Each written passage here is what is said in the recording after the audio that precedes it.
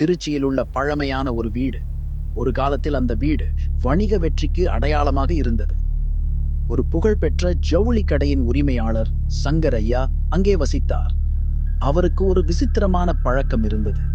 உலகத்தில் உள்ள வேறு எந்த கடிகாரத்திற்கும் ஒப்பானதல்லாத ஒரு பழமையான பெரிய மரக்கடிகாரத்தை ஒவ்வொரு இரவிலும் சரியாக 12 மணிக்கு கைக்கூடியால் திருப்புவார். அந்த கடிகாரம் அவரது பாட்டனின் சொத்து. இது நிற்கக்கூடாது, அது நிற்பதல்ல, அதனுடன் உயிரும் நிற்கும் என்று சொல்ல கேட்பது வழக்கம். 1927ஆம் ஆண்டு சங்கரையா மரணமான நாளிலிருந்து அந்த வீடு மூடப்பட்டது. ஆனால் 1924 ஒரு ஆர்வமுள்ள இளைஞர் மயூரன் அந்த வீட்டை வாங்குகிறார். இந்த வீடு ஹாண்டட் என்று சொல்லுவாங்க, நம்பாதீங்க, இது பெர்ஃபெக்ட் பிளாக் மெட்டீரியல் என்று நண்பர்களுடன் பேசுகிறார். முதல் சில நாட்கள் எதுவும் நடக்கவில்லை. ஆனால் ஒரு இரவு மயூரன் இரவில் வீடியோ எடுக்கிற போது அந்த மரக்கடிகாரம் தானாகவே 12 மணி அடிக்க ஆரம்பிக்கிறது. ஆனால் மணி இரவு 10:47. அதோடு சேர்ந்து ஒரு கொடூரமான சத்தம். நிறுத்திவிடாதே, எச்சரிக்கை. அவனை பயம் பிடிக்கவில்லை. இது ஏதோ பழைய மெக்கானிசம் என்று நினைத்து விட்டு விடுகிறார். அடுத்த இரவு ஒரு பழைய சட்டை பெட்டி தானாகவே திறக்கிறது. உள்ளே ஒரு பழைய வயல், சங்கரையாவின் புகைப்படம் மற்றும் ஒரு கூந்தல் குட்டை. அதை தொடும்போது அவனது வீட்டு ஜன்னல் தானாகவே அடைய ஆரம்பிக்கிறது. பிறகு தோன்றுகிறார் சங்கரையா. வெண்மையடைந்த சட்டை, உலர்ந்த கண்கள், மெதுவாக ஓடும் குரல்.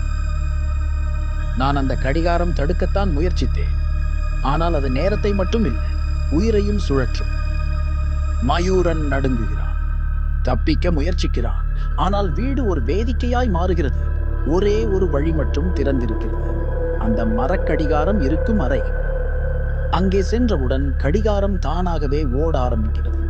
ஆனால் இந்த முறை அது முன்பை போல சத்தமின்றி அல்ல. ஒவ்வொரு பீப்க்கும் பின் ஒரு நிழல் தோன்றுகிறது. அந்த நிழல்கள் சங்கரையாவுடன் வாழ்ந்தவர்கள் அனைவரும். அவர்கள் ஒரே சத்தத்தில் சொல்கிறார்கள், நேரத்தை வெல்ல யாராலும் முடியாது, அது உன்னை வெல்லும். மயூரன் கடிகாரத்தை உடைக்க முயற்சிக்கிறான். ஆனால் வலிமை தேவையில்லை. அவன் அகத்தின் நம்பிக்கையை பயன்படுத்தி மெல்ல பின்புறத்தில் இருக்கும் ஒரு சுவிட்சை அழுத்துகிறான். கடிகாரம் நின்று போகிறது. அதனுடன் அந்த நிழல்கள், சங்கரையாவும் அனைத்தும் ஒரு பசுமை ஒளிக்குள் கரைந்து விடுகிறார்கள். அடுத்த நாள் அந்த வீடு ஒரு அழகான அமைதியை பெற்றுவிடுகிறது. கடிகாரம் மட்டும் ஓடுவதில்லை. இன்றும் அந்த வீடு அங்கே இருக்கிறது. ஆனால் அந்த கடிகாரம், அது ஒரு அருங்காட்சியகத்தில் ஆழ்ந்த கண்ணோட்டத்துடன் பார்க்கும் பார்வையாளர்களுக்காக. ஆனால் யாரும் அதை கைக்கூடியால் திருப்புவதில்லை.